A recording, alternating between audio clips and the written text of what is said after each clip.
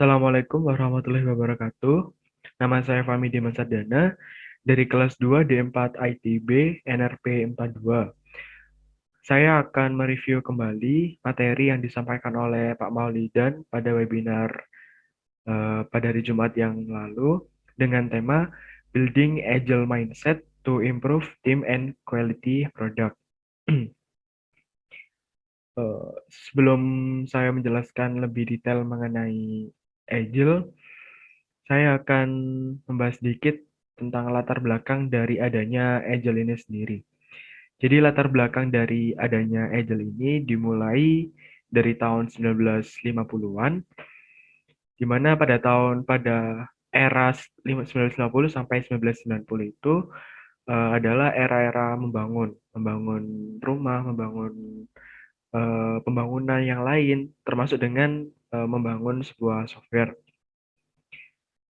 Nah, pada era tersebut itu definisi membangun sebuah software itu masih dikaitkan erat dengan eh, mindset membangun sebuah rumah, di mana mindset membangun sebuah rumah itu kita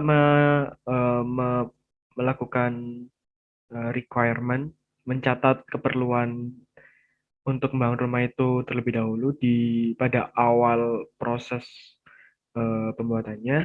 Kemudian setelah itu membuat desain rumahnya dan baru bisa diimplementasikan untuk membangun rumahnya. Nah, pada era 91 hingga 2000-an, mulai banyak developer yang mengeluh kalau misalkan dalam pembuatan sebuah software itu tidak bisa dilakukan dengan metode membangun rumah.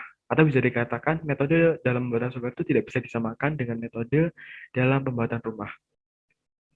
Karena metode dalam pembangunan rumah itu perubahan yang terjadi saat kita membuat rumah itu sangat kecil dan relatif kecil. Berbeda dengan pembuatan software yang setahun atau 2 tahun itu trennya udah mulai berubah. Nah, oleh karena itu solusi untuk permasalahan para developer pada era tersebut itu ada dua. Yang pertama, menyelesaikan dari sisi coding dengan memperbarui gaya coding. Yang kedua, memperbaiki metode development-nya. Nah, pada awalnya kan metode development-nya itu masih menggunakan traditional approach, di mana kalau dalam bahasa software-nya itu eh, model waterfall. Jadi ada 5 tahap di traditional approach ini, ada requirement dulu, habis requirement selesai baru bisa ke desain. Kalau desain udah selesai, baru kita bisa mengimplementasikan, kita bisa membuat aplikasinya. Nah, kalau udah selesai, diverifikasi ataupun di testing, dan yang terakhir di maintenance. Nah, metode traditional approach seperti ini sangat ditentang oleh para developer karena merasa tidak cocok untuk pengembangan sebuah aplikasi. Nah, sehingga pada tahun tersebut itu banyak sekali ilmuwan yang berpendapat tentang metode-metode yang sekiranya cocok untuk membangun atau untuk membuat software development. Nah, pada era tersebut dibentuklah sebuah aliansi yang dinamakan Agile Alliance yang terdiri dari ilmuwan-ilmuwan yang mengemukakan pendapatnya mengenai metode software development, kurang lebih sekitar 17 orang, di mana dalam aliansi tersebut menghasilkan satu model yang dinamakan metode Agile. Nah, tujuan dari aliansi ini sendiri adalah eh, membuat apa ya, agar para developer di seluruh dunia itu tidak bingung karena pada era tersebut kan lagi banyak-banyaknya model. Nah, jadi dibentuklah Agile Alliance ini untuk menghasilkan satu model yang sama dan tidak membingungkan para developer. Nah, akhirnya muncullah satu nama yaitu Agile.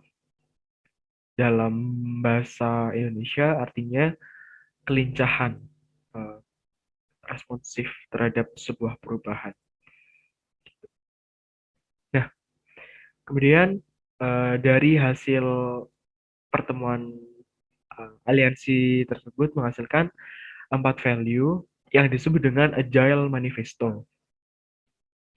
Ada 4 ya. Yang pertama itu individual dan interaction over process and tools, di mana kualitas dari setiap individu dan kolaborasi antar individunya lebih diutamakan dan lebih penting daripada mengandalkan proses dan tools yang dipakai. Yang kedua, working software over comprehensive documentation, di mana software yang berjalan dengan baik itu lebih diutamakan daripada dokumentasi yang bertumpuk-tumpuk.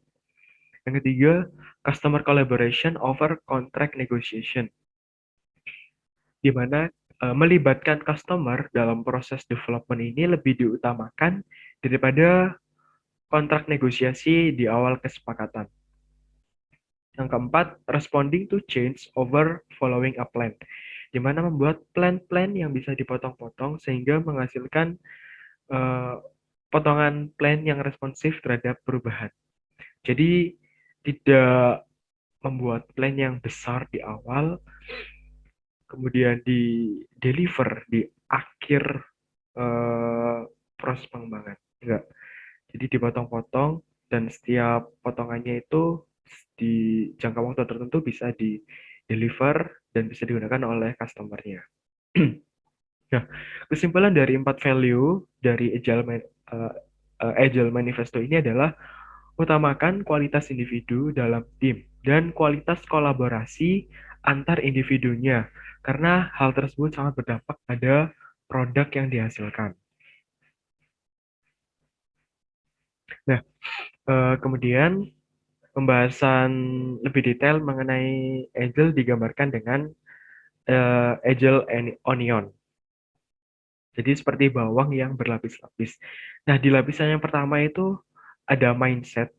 Mindset ini lapisan yang mengover semua lapisan yang ada di bawahnya. Apa saja? Yang pertama ada values, yang ketiga ada principle, selanjutnya ada practice, dan yang terakhir ada tools dan proses. Yang pertama, agile mindset, berbicara tentang struktur tim. Jadi ketika kita ingin memiliki agile mindset, kita harus tahu struktur dari tim agile dibandingkan dengan traditional team itu seperti apa. Baik. Jadi di agile teams ini yang namanya leader kan biasanya menyuruh atau memberikan apa ya, komando A, B, C. Nah, kalau di agile team ini leadernya jadi fasilitator. Jadi memberikan arahan secara umum dan memberikan review. Selanjutnya dalam agile teams ini semua individunya itu apa namanya, menerapkan yang namanya self organize. Jadi setiap individunya itu sudah paham apa yang dilakukan di dalam tim itu sendiri. Atau istilahnya tidak ada kata nganggur. Kemudian ada yang namanya cross functional. Jadi satu orang yang ada dalam agile teams ini bisa mengover pekerjaan-pekerjaan uh, rekannya dan tidak fokus di satu bidang saja.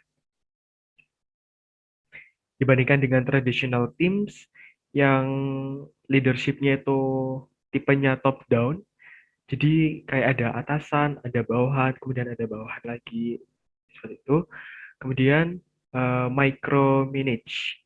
Jadi satu orang itu memiliki satu spesialisasi di bidangnya. Jadi satu orang hanya mengerjakan satu bidang yang eh, bisa dikerjakan oleh dia saja. Nah, eh, selanjutnya ke agile mindset, di mana agile mindset ini ada apa ya? Cara berpikirnya itu melihat segala sesuatu atau melihat ability yang dimiliki seseorang itu seperti otot. Kalau dilatih akan jadi semakin gede. Seperti eh, kemampuan seseorang jika dilatih terus, maka dia akan semakin bisa.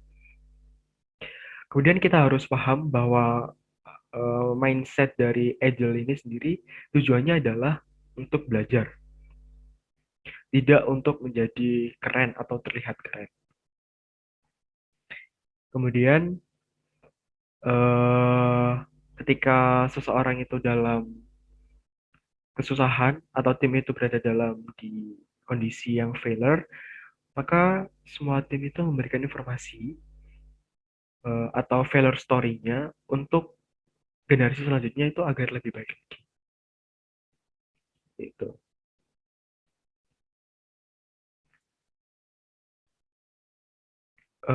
Kemudian kalau mindsetnya Agile Team, kalau ketika menghadapi challenge, maka mereka akan semangat untuk melihat tantangan baru, selalu terbuka dengan challenge. Karena Agile sendiri kan artinya kelincahan, terus responsif, kemudian tangkas. Jadi harus siap untuk menghadapi ketidakpastian. Oke, selanjutnya yang pertama tadi ada Agile Mindset. Yang kedua, Agile Values yang sudah saya jelaskan tadi. Ada 4. Kemudian yang ketiga ada Agile Principles. Nah, di sini ada 12 prinsip Agile hasil dari ekstraksi 4 Agile values tersebut. Yang pertama adalah customer satisfaction atau kepuasan dari customer. Yang kedua, welcome change, menerima perubahan dari customer tuh kapanpun, bahkan mendekati, bahkan proses sebelumnya tuh sudah mau jadi. Yang ketiga, deliver frequently, istiqomah dalam menghasilkan potongan program yang deliverable. Yang keempat, working together. Yang kelima, motivated team. Yang keenam, face-to-face communication. Yang ketujuh, working software. Yang kedelapan, constant pace atau kecepatan dalam sprintnya itu konstan. Ya, yang kesembilan, good design. Jadi memiliki arsitektur yang bagus dari sisi codingannya. Yang ke-10 simplicity, yang ke-11 self organization, dan yang ke-12 reflect dan adjust. Selanjutnya ada yang ketiga agile practice and frameworks. Sebenarnya ada banyak sekali apa ya metode untuk menerapkan agile ini, dan yang paling sering digunakan adalah metode Scrum, di mana Scrum ini identik dengan sprint, kemudian dalam sprint itu harus selalu konstan, jangka waktu untuk mendeliver produknya itu harus konstan, sesuai dengan kesepakatan dan kemampuan tim. Yang kedua, working together-nya itu dilakukan dengan daily scrum. Ada yang namanya daily scrum. Dan itu setiap hari. Dan itu biasanya membahas tentang apa yang dilakukan hari ini. Apa yang sudah dilakukan hari ini. Nah, tadi kan ada metode Scrum. Kemudian ada metode XP ya, atau Extreme Programming. Ada metode Lean Startup. Ada metode Agile Waterfall Hybrid. Ada Kanban, dan lain sebagainya. Dan kita harus fleksibel dengan Agile Frameworks ini. Kemudian yang lapisan keempat ada Agile Tools. Agile Tools ini juga fleksibel, terserah dari kesepakatan tim. Yang biasa digunakan itu ada Trello, ada Monday.com, ada Jira. Tapi kesimpulannya terserah toolsnya itu apa. Yang terpenting adalah prinsip, value, dan mindset agile-nya harus sama satu tim. Seperti itu. Jadi kesimpulan dari agile dari Agile Onion ini semakin ke atas dia akan semakin ke bawah, mohon maaf, semakin ke bawah dia akan less powerful. Kemudian semakin ke atas dari lapisan tools ke praktisnya itu dynamic change of plan. Jadi sewaktu-waktu bisa berubah. Nah, eh, apa namanya? Dari mindset ke prinsip itu change less often. Jadi apa ya? Relatif berubahnya itu sedikit banget. Nah, kita masuk ke agile development. Jadi agile development ini harus paham yang namanya sprint atau konsep iterasi. Nah, karena di agile development ini merupakan kombinasi dari life cycle iteratif dan incremental, di mana kalau iteratif ini ketika sprint satu selesai, maka potongan dari program itu bisa di-deliver dan bisa di-improve di masa depan. Untuk life cycle incremental, satu potongan harus bisa dipakai minimal sesuai dengan MVP-nya yang disepakati oleh timnya. Oke. Dalam agile development juga ada yang namanya triple constraint, di mana uh, ada hal-hal yang sudah fix dan ada hal-hal yang bisa dirubah. Di mana kalau dalam Agile sendiri, hal-hal yang sudah fix itu adalah time, cost, dan quality dari sebuah produk. Sedangkan yang bisa berubah atau kita sebutnya variable itu fitur. Jadi fitur dari produknya itu bisa berubah-ubah, akan tetapi kualitas dari produk yang dihasilkan itu sama, seperti yang disepakati. Seperti itu. Mungkin itu saja yang bisa saya sampaikan mengenai review dari materi yang disampaikan oleh Pak Maulidan tentang building agile mindset to improve team and product quality. Kurang lebihnya mohon maaf. Wassalamualaikum warahmatullahi wabarakatuh.